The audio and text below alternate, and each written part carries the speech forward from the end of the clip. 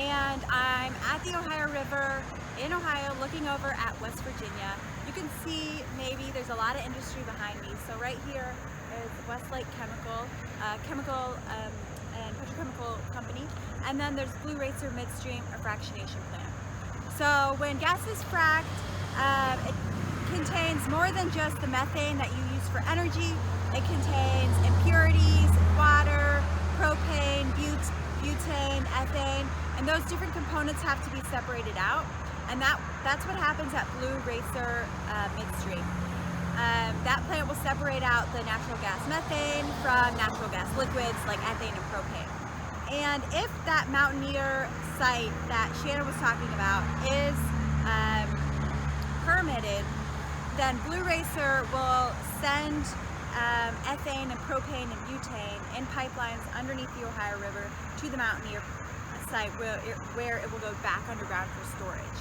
And then those underground salt caverns that Shannon was talking about, they need to be mined and emptied, and that salty brine could be taken, again, via pipeline across the Ohio River to Westlake Chemical.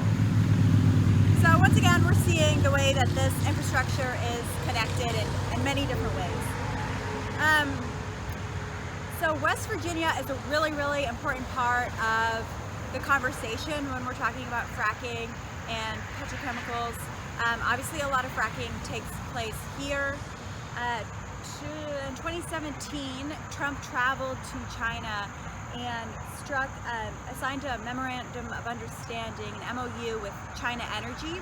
And China Energy pledged to spend $84 billion in West Virginia on petrochemical and fracking infrastructure. That's a huge investment. That's $84 billion. Now the details of that MOU haven't been made clear. They haven't really been made public, so we don't know really a lot of information on it, but it's been 3 years and West Virginia hasn't seen that money.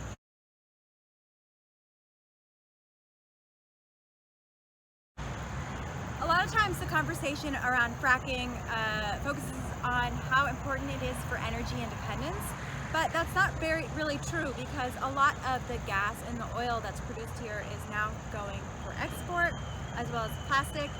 And a lot of the companies are based in other countries, like PTT is based in Thailand and Shell is based in the Netherlands. And that can create a potentially precarious situation if these companies decide that the economics are no longer viable. They can pack up and leave, leaving people here without jobs. And communities throughout the Appalachian region can attest to the devastating impacts of basing the majority of their economy around one industry like coal or steel, and what happens when that industry is no longer viable. And that really demonstrates why we need more diverse and locally based economic solutions for a more resilient Appalachia.